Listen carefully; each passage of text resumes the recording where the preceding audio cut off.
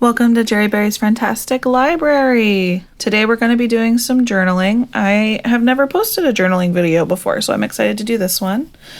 As you can see, I'm going to set up April for you today, so I've already sketched it all in. I just have to actually color it and get it all set up.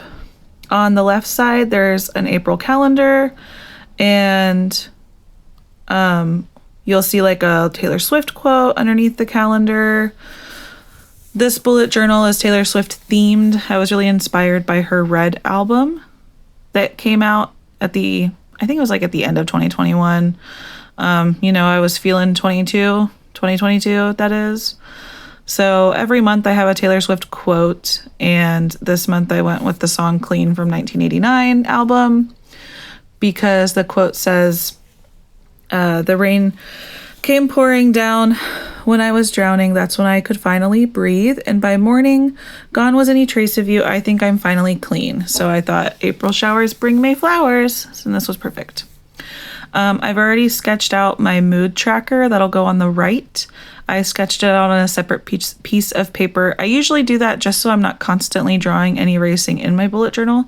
That way I'm drawing on a piece of paper, and if I don't like what I drew, I can scrap it and start over on a new piece of paper. So I'll paste that in and color it in. And then every month I will end up coloring in the raindrops, every day I'll color in the raindrops depending on my mood. As you can see, I'm struggling with my glue tape, so I just got my glue stick out. Glue stick isn't my favorite, but whenever the tape doesn't work, you gotta do what you gotta do. So I'm getting more artistic as I bullet journal. Whenever I first started bullet journaling, it was very functional, very minimal doodles, but as I'm getting into it more, I'm getting some more drawing done. It's becoming more as a hobby. It brings enrichment, all that good stuff. So my bullet journal is very, very functional. It is set up to be very functional for me. I have important trackers throughout the bullet journal for the whole year. I track my habits and my routines. I have all my tasks for work in there. I have my daily logs about how I'm feeling. Everything goes into this journal. I feel like I can't live without it. So it is definitely very functional. I've just found that I really like the relaxation of sitting down and doodling and taking my time in it. I think I've been bullet journaling for about 2 years now. So 2022 was the first time that I got a really nice journal. I got really nice supplies. I started building my little craft box. Before 2022, it was literally the cheapest bullet journals you could find on Amazon. And they would come with like washi tapes, stencils, and markers. And that's literally all I used for the first year and a half-ish of my bullet journaling. Now I have a lot of nicer supplies.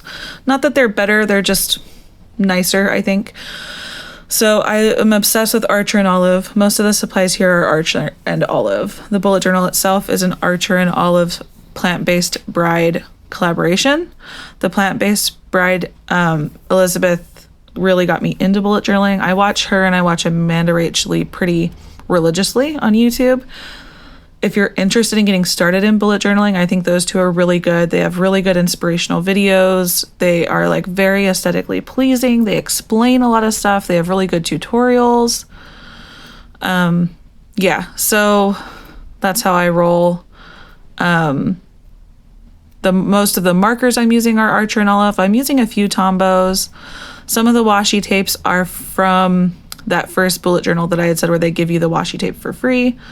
The stickers are from Notebook Therapy. I'll have all kinds of links in the description for you guys. I'll link as much as I think I can, but we'll see. If I forget anything, you're always welcome to comment and let me know.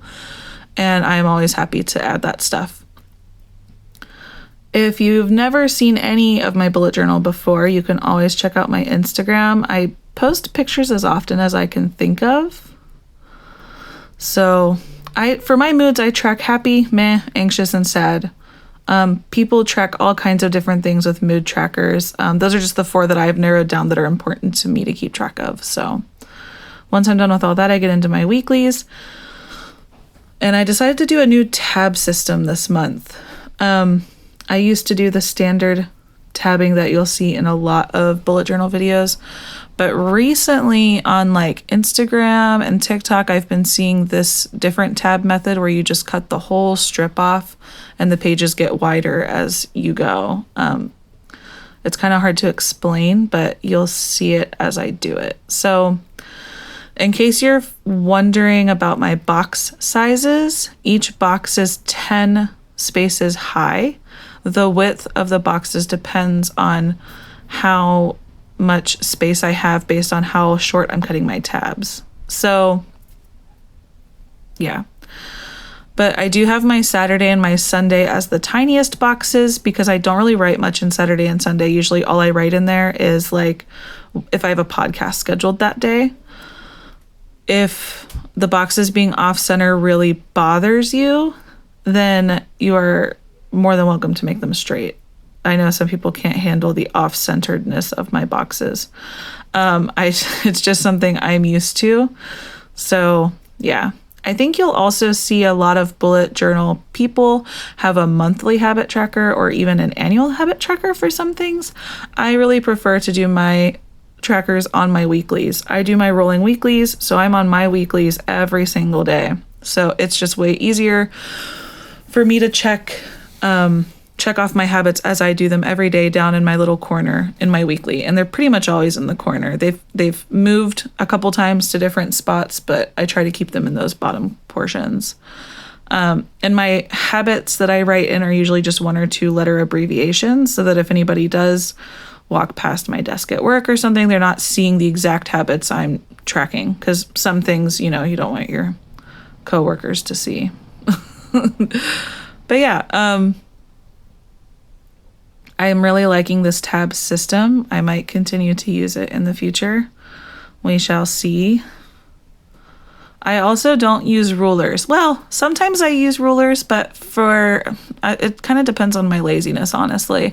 Some months I am so worried about straight lines and I need it to be perfect, and other months like this month, I just want it to be fun and loose, and I'm not worried about mistakes. I'm not worried about pen strokes or anything. I'm just loosely putting this together so it looks fun and getting ready for summer.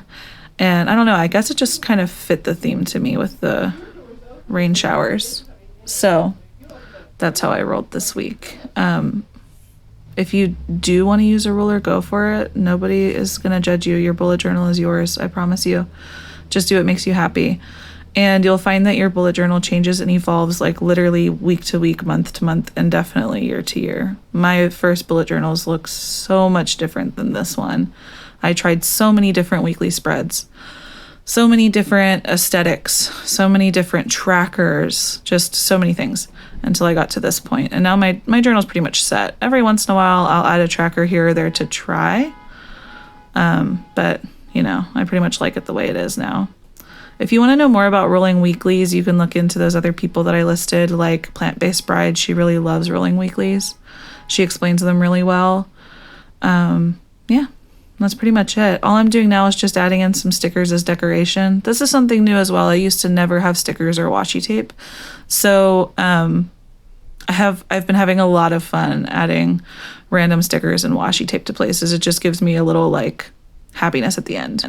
That is all I had for you today. I hope you enjoyed it. I hope you enjoy watching this short video of my baby while I do my outro.